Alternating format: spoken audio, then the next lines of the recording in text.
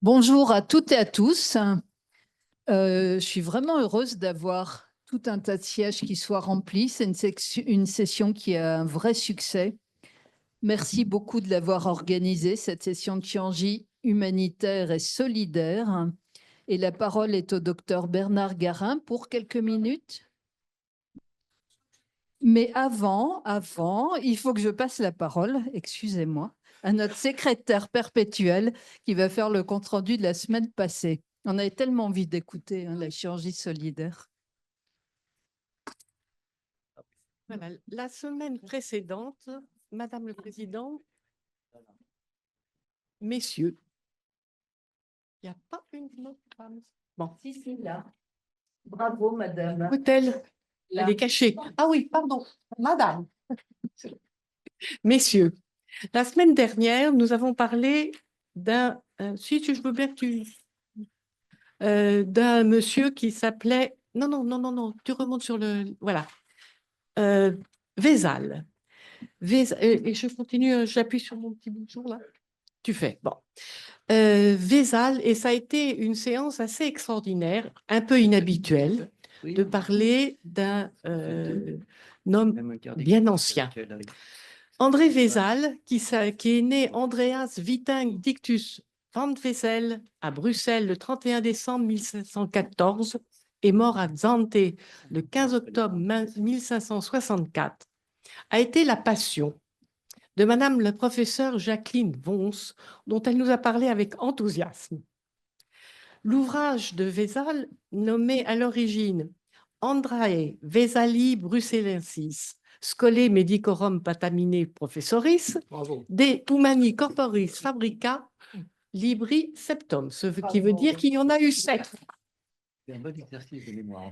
Montre comment et par quels artifices d'écriture Vézal associe le lecteur à ses cours et ses démonstrations anatomiques comme s'ils assistaient à des vivos.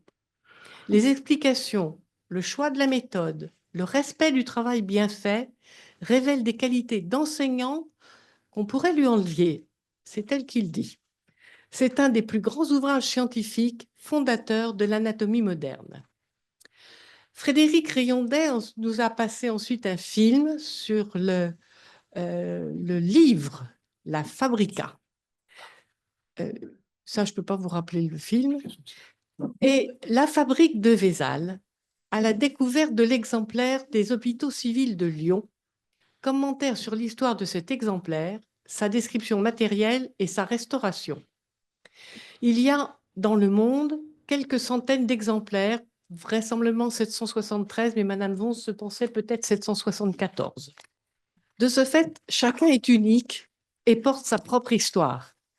L'exemplaire présenté est une deuxième édition imprimée en 1555 par l'imprimeur Oporimus, donc c'est absolument contemporain de Gutenberg, retrouvé dans les archives des hospices civils de Lyon lors d'un inventaire et de façon tout à fait invraisemblable, c'est-à-dire que la jeune femme qui était chargée de trier les livres est arrivée voir son archiviste avec un sac craft dans lequel il y avait un bouquin, en disant « ça t'intéresse ce truc-là ?» Eh bien, le truc-là, c'était la Fabrica, puisqu'elle s'appelle comme ça, avec des illustrations assez extraordinaires, on redescend un petit peu,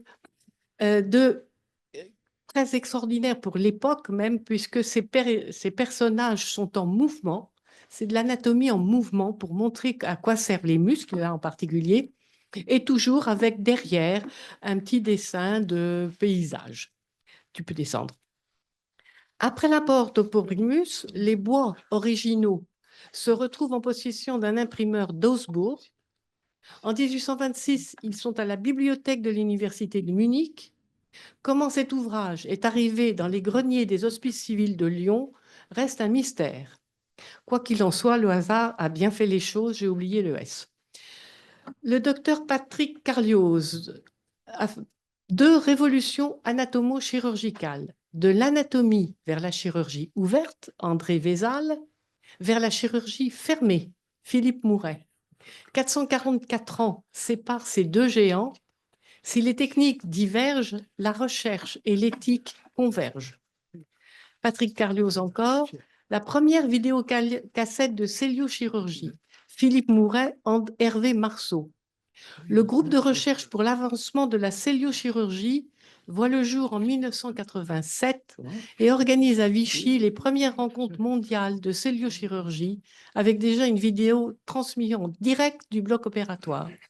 L'enthousiasme de Patrick Carlioz pour M. Mouret nous a été très sensible. Je vous remercie.